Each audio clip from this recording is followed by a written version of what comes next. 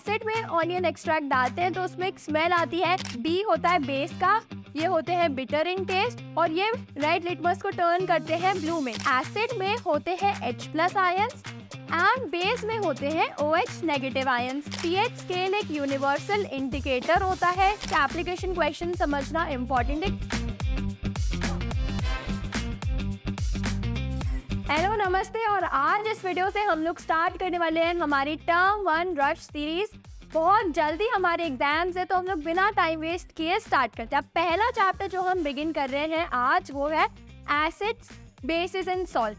अब अगर मैं आपको केमिस्ट्री का एक डिस्क्लेमर दे दूं तो हमने जो सेपरेट वीडियोस बनाई हैं हमारी बैलेंसी वाले टॉपिक पे और हमारी बैलेंसिंग वाले टॉपिक पे, उसकी लिंक आपको मिल जाएगी डिस्क्रिप्शन बॉक्स में। यहाँ पे कोई भी केमिस्ट्री का चैप्टर जो हम उठाएंगे उसमें हम ये दोनों टॉपिक्स अब कवर नहीं करने वाले हैं। तो हमने जब भी ये चैप्टर सुना है हमने हमेशा स्टार्ट किया है इंडिकेटर्स पढ़ना। इंडिकेटर्स क्या होते हैं, देखो कोई भी एसिडिक नेचर होता है या कोई भी बेसिक नेचर होता है उसको आइडेंटिफाई करना उसके कलर से बहुत ज़्यादा ईजी हो जाता है। तो अब जैसे अगर हम एक नेचुरल इंडिकेटर का एग्जाम्पल है, नेचुरल इंडिकेटर मतलब क्या कि जो नेचुरली अकर होता है, नेचर से डिराइव्ड होता है, ऑर्गेनिक होता है। तो ऑनियन एक्सट्रैक्ट है इसका एक एग्जाम्पल है। ऑनियन एक्सट्रैक्ट में जो स्मेल होती है ना उससे हमें पता चलता है। अब जैसे एसिडिक स्मेल होती है ऑनियन में, तो जब हम एसिड में ऑनियन एक्सट्रैक्ट डालते हैं तो उसमें एक स्मेल आती है, जबकि जब हम उसको बेस में ऐड करते हैं तो उसकी कोई भी स्मेल नहीं होती।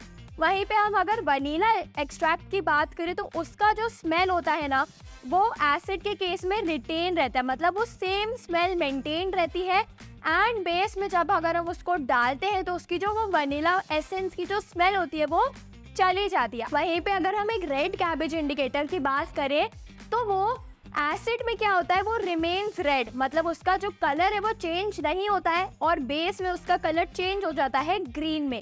तो ये तुम लोगों के 1 मार्कर के लिए आ सकते हैं, ज़्यादा वेटेज ये चीज़ होल्ड नहीं कर दिया। अब नेक्स्ट हमारे पास है universal indicator. And universal indicator को हम कैसे डिफाइन करते हैं कि एक मिक्सचर ऑफ डाइज या सेवरल अदर इंडिकेटर्स। मतलब क्या, इस इंडिकेटर में बहुत सारे अलग अलग कलर्स मिक्स्ड होते हैं एंड वो हमें एसिड की या बेस की स्ट्रेंथ बताता है। अब स्ट्रेंथ मतलब क्या कि वो बहुत ज़्यादा एसिडिक है या वो बहुत ज़्यादा बेसिक है। तो जो इंडिकेटर हमें स्ट्रेंथ बताएगा उसको हम यूनिवर्सल इंडिकेटर बोलेंगे। और इसका बेस्ट एग्जांपल होता है pH स्केल जो हमारी होती है। अब अगर pH स्केल पे जैसे यहाँ पे 1 से 14 तक हमारे पास नंबर्स होते हैं ना, 1 से 14 तक हमारे पास नंबर्स होते हैं और जो 7th होता है वो होता है न्यूट्रल, मतलब जो बीच वाला एग्जैक्ट सेंटर है वो होता है न्यूट्रल। अब जैसे जैसे 7 से हम 1 तक आते हैं, मतलब जैसे जैसे 7 से हम 1 तक डिसेंड करते हैं तो यहाँ पे एसिड स्ट्रॉन्ग होता जाता है। एंड जब हम 7 से 14 तक असेंड करते हैं तो वो बेसिक हो जाता है। मतलब क्या, जिस भी एसिड का कलर 1 या 2 के बीच में आएगा, मतलब यहाँ पे बहुत ज़्यादा रेडिश आएगा तो वो होगा हमारा स्ट्रॉन्ग एसिड। एंड वहीं पे जब उसका कलर pH स्केल पे किसी भी सब्सटेंस का कलर ब्लूइश आएगा या बहुत ज़्यादा वॉयलेट कलर का आएगा तो वो एक स्ट्रॉन्ग एल्कलाइन होगा, मतलब एक स्ट्रॉन्ग बेस होगा। तो ये भी हमने कर लिया कवर। अब हमारे पास आता है टॉपिक एसिड का, बेस का। सो एसिड को हम कैसे डिफाइन करते हैं, सबसे पहला ये होते हैं सारिन टेस्ट और दूसरी चीज़ ये टर्न करते हैं ब्लू लिटमस पेपर को रेड में। अब हमने जब प्रीवियस वीडियो में डिस्कस किया था हमने एक ट्रिक भी सीखी थी कि कैसे इसको याद रखना है। बेस के लिए हमने देखा था बी होता है बेस का, ये होते हैं बिटर इन टेस्ट और ये रेड लिटमस को टर्न करते हैं ब्लू में। सो बी से हमने याद रखा था इसको। यहाँ पे उसका ऑपोजिट होगा कि ये सारिन टेस्ट होते हैं और ये ब्लू लिटमस पेपर को कन्वर्ट करते हैं रेड में। ठीक है, अब हमारे पास है नेक्स्ट टाइप्स ऑफ एसिड्स। उसमें होते हैं या तो ऑर्गेनिक एसिड्स या तो होते हैं हमारे मिनरल एसिड्स। अब ऑर्गेनिक एसिड्स हमें नेम से ही पता चल रहा है कैसे होते हैं, जो अकर करते हैं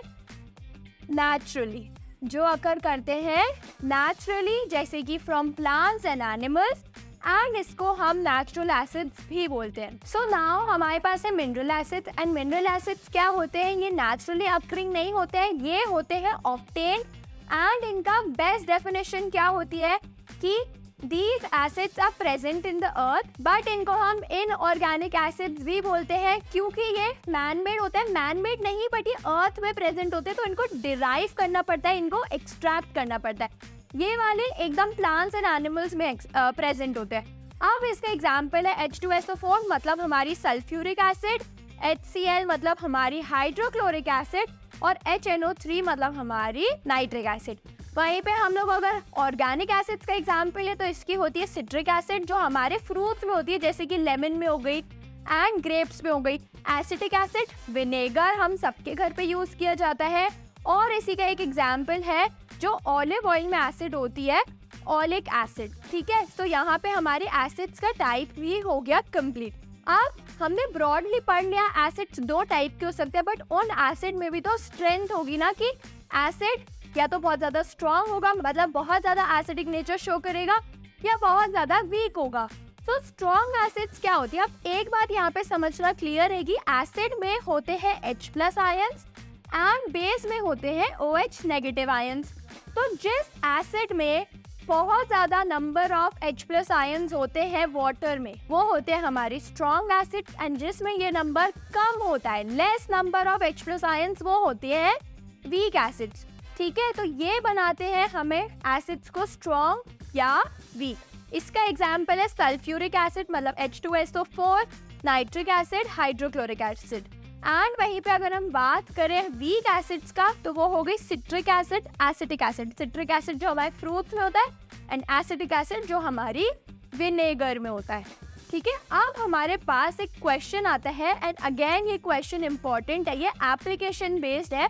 सो एप्लीकेशन बेस्ड एप्लीकेशन क्वेश्चन समझना इंपॉर्टेंट है. क्वेश्चन बोलता है कि why is curd not stored in copper containers.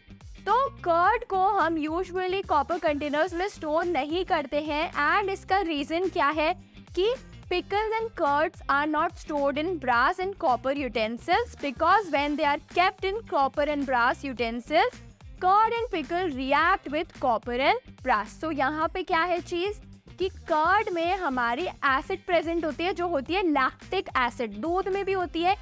इसको जब हम कॉपर में स्टोर करेंगे तो कॉपर भी एक टाइप ऑफ मेटल है, तो वहाँ पे इनका रिएक्शन टेक प्लेस होगा. एंड अगर कर्ड को हम एक कॉपर कंटेनर में स्टोर करते तो वो बहुत ज़्यादा खट्टी हो जाती है, तो यहाँ पे उनका रिएक्शन हो जाएगा एंड ये रिएक्शन टॉक्सिक कंपोनेंट्स को राइज करवाएगा जिसकी वजह से वो अनफिट हो जाएंगे ह्यूमन कंजम्पशन के लिए. मतलब क्या, वो हमारी ह्यूमन बॉडी के लिए बहुत ज़्यादा ही अनफिट हो जाएंगे एंड दे में कॉज पॉइजनिंग, मतलब दे में बी फेटल या दे में cause poisoning in our body. Food poisoning का भी यहाँ पे एक एग्जाम्पल हो सकता है. ठीक है, अब यहाँ पे हमारा एसिड वाला पार्ट कंप्लीट हो गया, हम शिफ्ट होते हैं हमारे बेस वाले पार्ट पे.